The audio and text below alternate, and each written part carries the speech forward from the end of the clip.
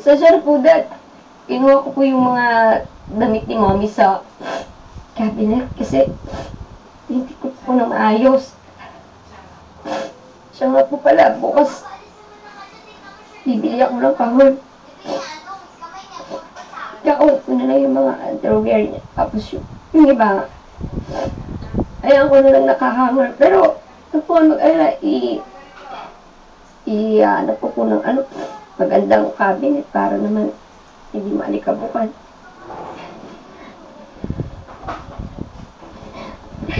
Dad, look. Naalala mo ba to?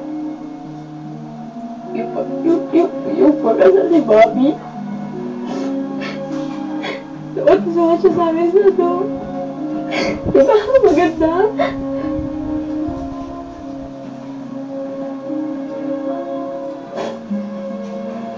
Iyan ako dito mabuti.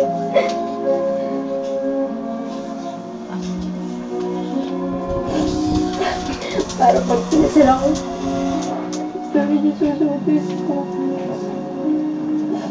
Pero huwag po kayo mag-alala. Malayo po yun. Wala pa nga po boyfriend. Bata-bata ko pa. Pag nainulit ko boyfriend, sigurado makagalit si Mami. Dad?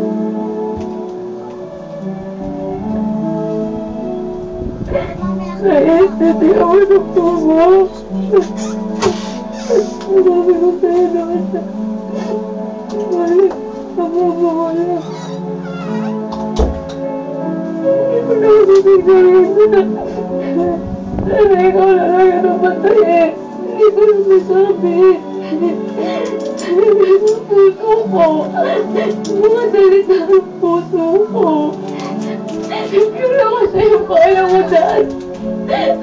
Yung mga opya. Yung mga opya ng mga salita.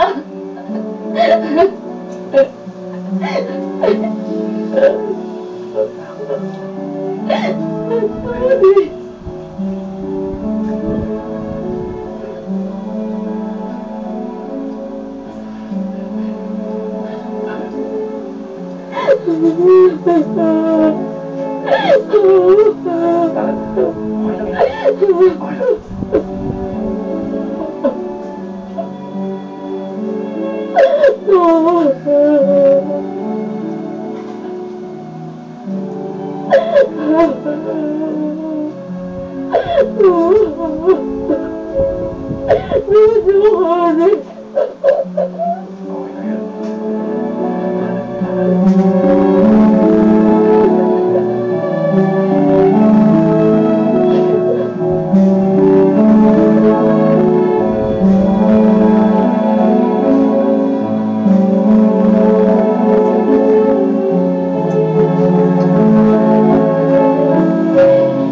Nakatulog po siya sa akin, Daddy.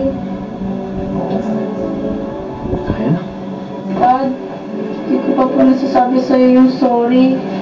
Yung basta nangyari ng isang gabi, tatandaan mo po. Sorry po tungkol dun, Dad. Hindi ko naman matandaan. Ang mga aking magulang, kinakalimutan na yung kasalanan ng anak mo. Lalo pa't alam niyo nang bigla lang yun. Nagpigla lang po ako, Daddy. Ha? Date na. Tuloy tayo. Love you. Good night. Love you too po.